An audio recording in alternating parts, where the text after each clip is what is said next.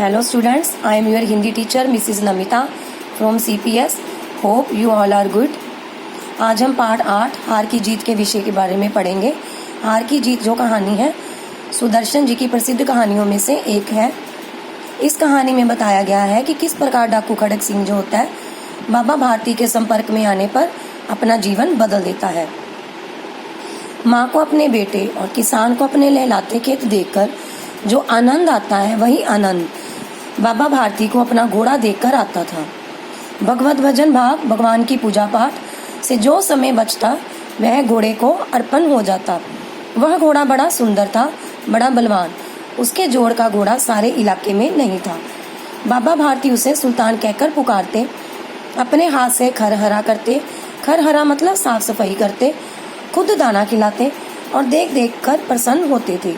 उन्होंने रुपया, माल, असबाब मतलब सामान, जमीन आदि अपना सब कुछ छोड़ दिया था, जहाँ तक कि उन्हें नगर के जीवन से भी घृणा थी।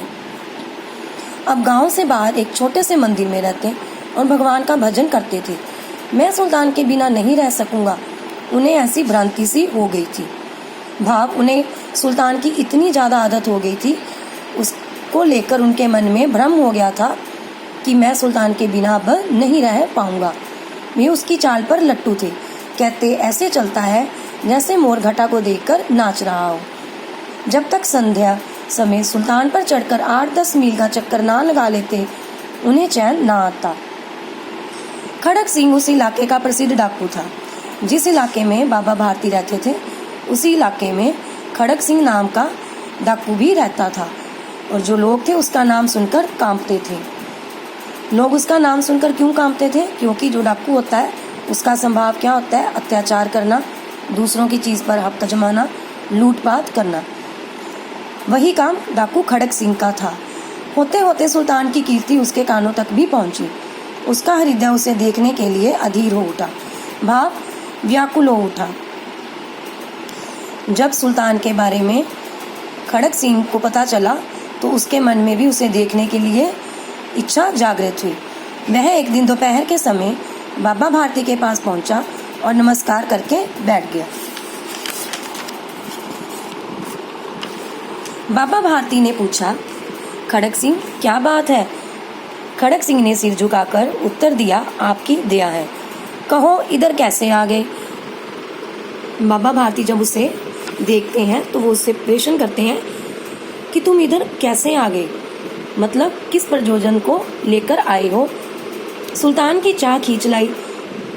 बाबा भारती के प्रश्न को सुनकर खड़क सिंह उत्तर देता है कि मुझे सुल्तान की चाह खींच लाई। विचित्र जानवर है, देखोगे तो प्रसन्न हो जाओगे। बाबा भारती घोड़े की प्रशंसा करते हुए कहते हैं कि जो मेरा सुल्तान है बड़ा ही अनोखा है और जब तुम उसे देखोगे तो खुश हो जाओगे। मैंने भी बड़ी प्रशंसा सुनी है। खड़क सिंह जवाब में कहता है कि हाँ, मैंने भी सुल्तान की दूर दूर तक बड़ी प्रशंसा सुनी हुई है। उसकी चाल तुम्हारा मन मोह लेगी। कहते हैं देखने में भी बहुत सुंदर है। क्या कहना, जो उसे एक बार देख लेता है उसके हृदय पर उसकी छवि अंकित हो जाती है। बहुत दिनों से अभिलाषा थी, अभिलाषा मतलब इच्छा थी, आज उपस्थित हो सका हूँ। बाबा भारती और खड़क सिंह अस्तबल में पहुंचे। जब दोनों के बीच ये वृतांत खत्म होता है तो फिर बाबा भारती जो है खड़क सिंह को साथ लेकर अस्तबल में जाते हैं। अस्तबल यहाँ पर घोड़ों को रखा जाता है। बाबा भारती ने घोड़ा दिखाया घमंड से, खड़क सिंह ने देखा आश्चर्य से मतलब हैरानीजनक भाव से। उसने सैकड़ों घोड़े देखे थे परंतु ऐसा बांका घोड़ा उसकी आंखों से कभी ना गुजरा था। सोचने लगा, भाग्य की बात है, ऐसा घोड़ा खड़क सिंह के पास होना चाहिए था। इस साधु को ऐसी चीजों से क्या लाभ? वह मन ही मन घोड़ा देखकर लालसा करने लगा कि यह घोड़ा मेरे पास होना चाहिए था। भला इस साधु के पास इस घोड़े का क्या काम? कुछ देर तक आश्चर्य से चुपचाप खड़ा रहा।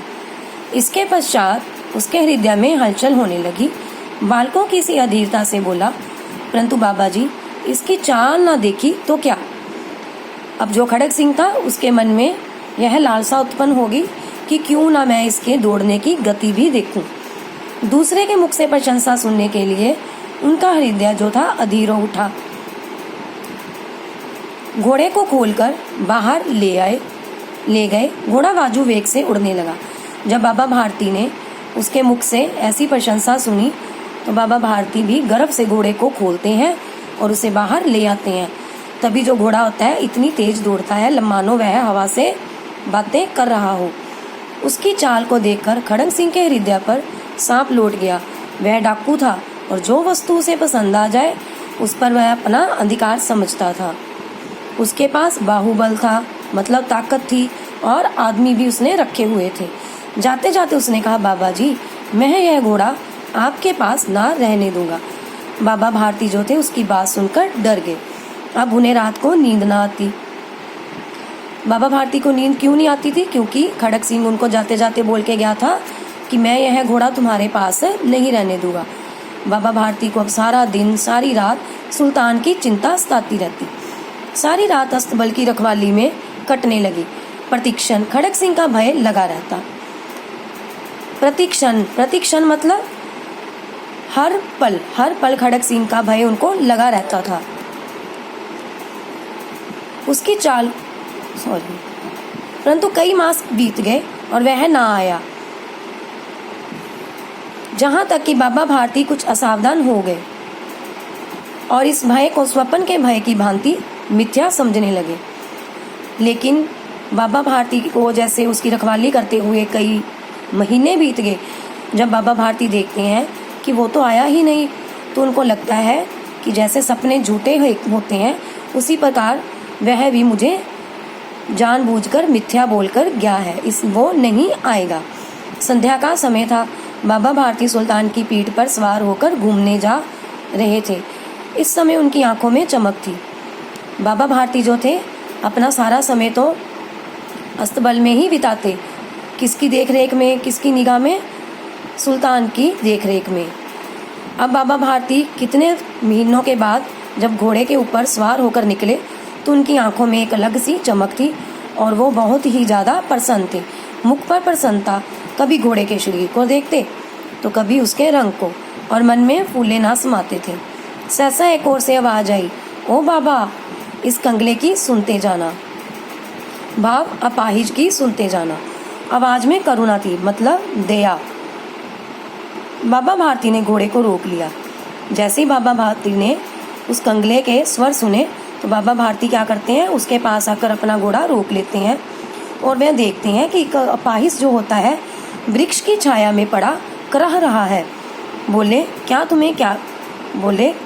तुम्हें क्या कष्ट है? और वहाँ पर घोड़ा रोककर उस अपाहिज से पूछते हैं कि बताओ तुम्हें क्या दुख तकलीफ है। तो आज हम यहीं तक चैप्टर रीड करेंगे। उसका अगला पार्ट, कहानी का अगला हिस्सा हम नेक्स्ट वीडियो में कंटिन्यू करेंगे।